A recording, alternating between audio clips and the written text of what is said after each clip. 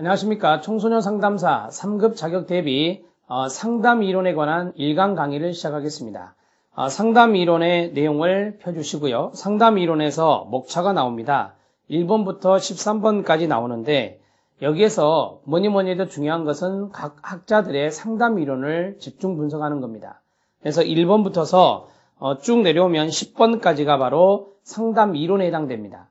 골고루 출제된다는 것을 미리 말씀드리고요. 그 다음에 11번은 상담의 진행 과정입니다. 시작에서 종결까지 나와 있고요. 그 다음 12번은 주요 상담 기법입니다. 주요 상담 기법은 사례 문제가 많이 출제가 되겠죠. 그 다음에 13번에 마지막에 상담 윤리적인 부분이 있네요.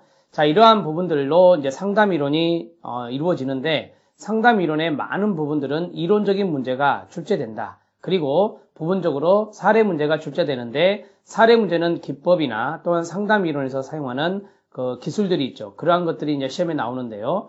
기법 문제에 대한 사례는 한 10문제 정도 출제된다. 이렇게 생각하시면 될 것 같습니다.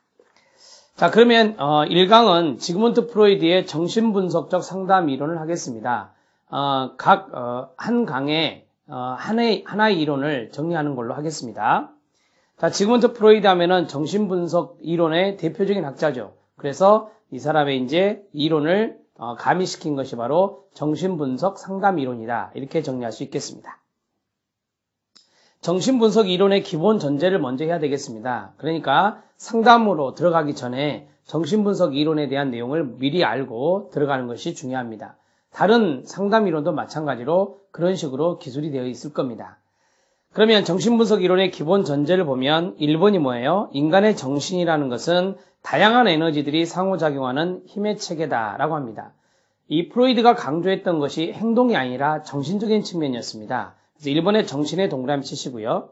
그 다음에 이러한 체계인 정신은 에너지를 방출하고 긴장을 완화시키는 작용을 한다. 상당히 중요한 작용을 한다. 이렇게 보았던 거고요.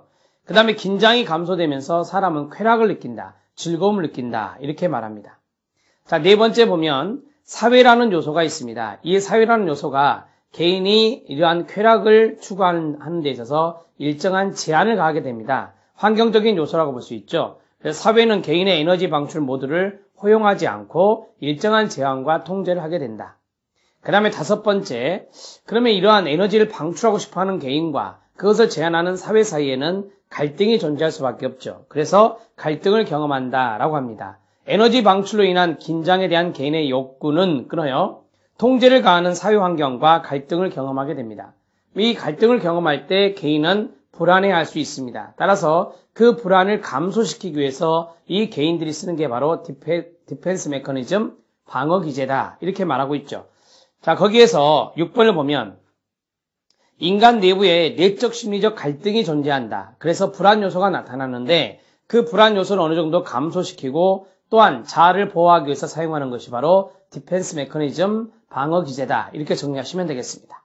자, 7번이 중요합니다. 7번을 한번 간략하게 한번 정리를 해보면요.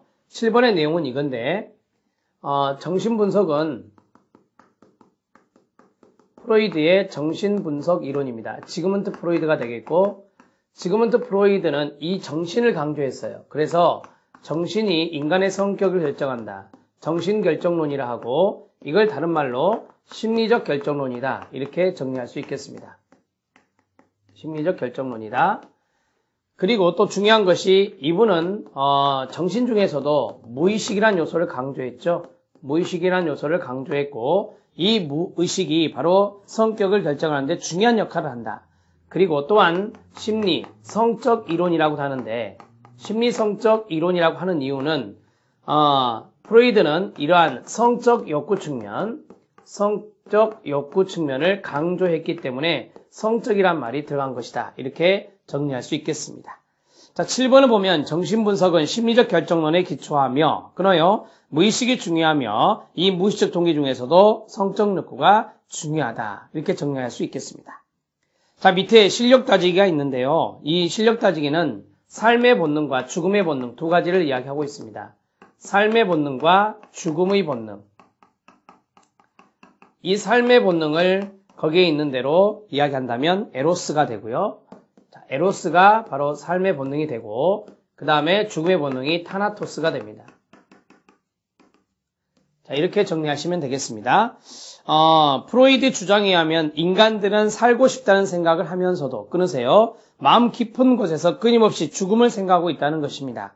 프로이드는 이러한 죽음의 본능을 타나토스라고 불렀고요. 이 타나토스와 대립되는 존재가 바로 에로스라고 말할 수 있습니다. 에로스는 새로운 생명을 창조하는 원동력인 생존 본능입니다. 삶의 본능이라고 말할 수 있고요.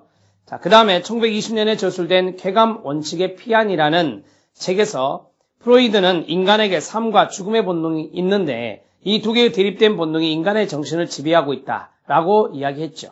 일반적으로 에로스와 타나토스는 서로 굳게 융합되어서 떼어낼 수 없을 정도로 결부되어 있다. 동전의 양면이다. 뭐 이런 식으로 이야기할 수 있겠습니다. 따라서 인간은 에로스에 이끌려서 삶을 영위하고 타나토스의 영향을 받아서